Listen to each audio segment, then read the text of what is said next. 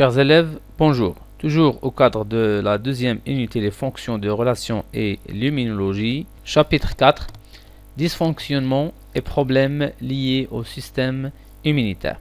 Comme vous le savez, le système immunitaire normalement nous protège des risques infectieux et pourtant, dans certains cas, il peut se perturber ou bien être en déficience.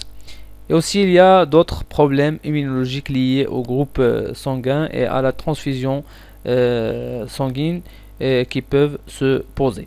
Donc, au cours de ce chapitre, on va voir trois parties. Un exemple de perturbation, de déficience et de problèmes immunitaires. On va commencer par le dysfonctionnement ou bien ce qu'on appelle l'allergie. Donc, c'est quoi les allergies? Donc, en général, le système immunitaire est inoffensif vis-à-vis des éléments étrangers, non pathogènes. Certaines personnes présentent une hypersensibilité, ainsi leur corps développe une réponse immunitaire anormalement exagérée contre ces éléments non pathogènes. C'est l'allergie. Donc, comme vous le voyez devant vous, l'allergie c'est un phénomène au cours duquel l'organisme réagit d'une manière excessive ou exagérée contre les antigènes qui sont normalement inoffensifs. Donc, l'élément responsable de l'allergie s'appelle l'allergène. Donc, on va voir des exemples d'allergènes. Donc, on a la poussière, les acariens, les grains de pollin, des médicaments, à savoir des antibiotiques ou autres médicaments, des sérums, des aliments, des détergents, des métaux, des toxines d'insectes et des poils ou bien des plumes d'animaux.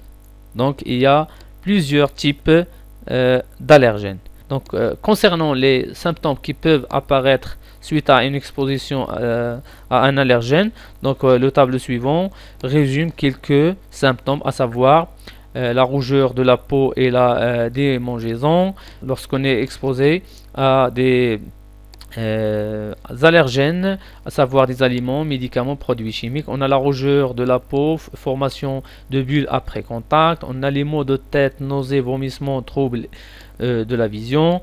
On peut avoir aussi des toux, bronchites chroniques, l'asthme, fatigue, dépression et plusieurs symptômes qui peuvent aller jusqu'à la mort. Voici quelques images pour résumer ce que nous venons de dire.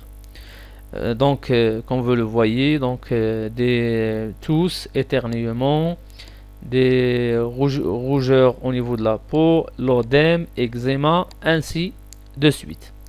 Maintenant, comment identifier ou bien diagnostiquer l'allergène responsable d'une allergie donnée?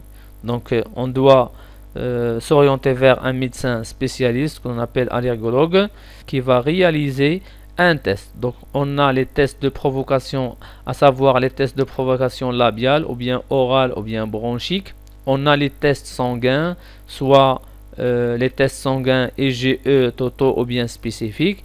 Et on a surtout les plus utilisés, ce sont les tests cutanés, le prick test et le patch test qu'on va détailler après. Donc, concernant les tests cutanés, ils consistent à faire pénétrer une faible quantité de divers allergènes sous la peau. L'apparition d'une inflammation locale dans la zone d'injection, comme vous le voyez ici, dans cette image, indique qu'elle est responsable de l'allergie. Alors que dans ce cas, on n'a pas d'inflammation, donc cet allergène ou bien ce produit n'est pas responsable de l'allergie. Donc on a deux types de tests cutanés. On a le prick test. Il consiste à faire pénétrer une faible quantité d'allergène sous la peau à l'aide d'une aiguille, ou bien le patch test qui consiste à coller un patch qui va diffuser l'allergène sur une durée plus importante. Concernant le mécanisme de la réponse allergique, lorsqu'on mesure la concentration de certains types d'anticorps chez des personnes allergiques, on obtient le résultat suivant. Donc, comme vous le voyez dans ce document-là, on constate que chez les personnes allergiques, on trouve dans le sang une quantité importante d'anticorps de type IgE ou bien immunoglobuline de type E. Donc, comme vous le voyez, donc, il y a une grande quantité d'anticorps de type IgE dans le corps des personnes allergiques. Donc, la réaction allergique conduit à l'apparition d'abondantes quantités d'anticorps de type E. Ensuite, des études ont montré que l'agent responsable des symptômes de l'allergie est la substance de l'histamine qui existe dans des vésicules à l'intérieur des mastocytes. Donc, comme vous le voyez dans les trois images, les mastocytes, ce sont des globules blancs présents dans plusieurs tissus renfermant des vésicules riches en histamine, et c'est la sécrétion de l'histamine dans le milieu intérieur qui déclenche les symptômes de l'allergie. Maintenant, on va voir le mécanisme. Donc, lors du premier contact avec l'allergène, une réaction immunitaire spécifique à médiation humorale aboutit à la production d'un type d'anticorps appelé IgE.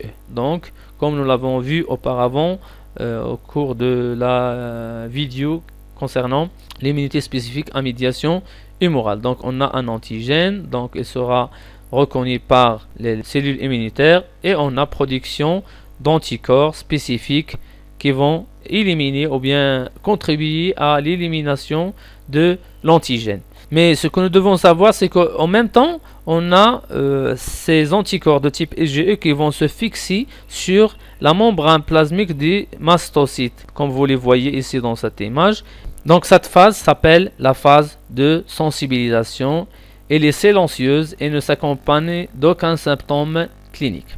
Lors du deuxième contact avec le même allergène ou bien antigène, celle-ci, c'est-à-dire l'antigène, se fixe sur les anticorps déjà fixés sur les mastocytes, ce qui entraîne la libération du contenu des nombreuses granulations présentes dans le cytoplasme des mastocytes, en particulier l'histamine, ce qui déclenche les symptômes de l'allergie. Donc, c'est ce qu'on appelle la phase de la crise ou bien de la réaction allergique.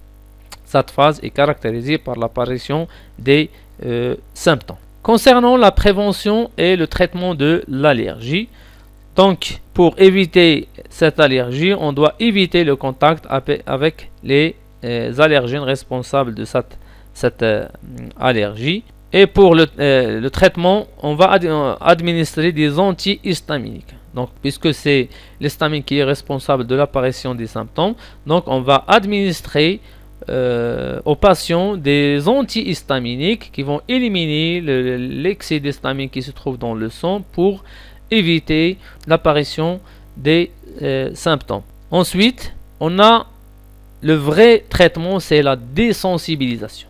Donc, c'est le seul traitement qui permet de guérir l'allergie. Il consiste à injecter des doses croissantes d'allergènes pendant une longue durée qui peut atteindre jusqu'à 5 ans. Enfin, l'utilisation de l'adrénaline ou bien l'épinéphrine en cas de choc anaphylactique, c'est-à-dire lorsque l'état du patient est grave, suite par exemple à une piqûre d'abeilles. On a certaines personnes qui ont l'allergie contre les venins ou bien le venin des abeilles, donc on doit leur administrer l'adrénaline pour éviter l'aggravation de leur état. Et merci pour votre attention et à la prochaine vidéo.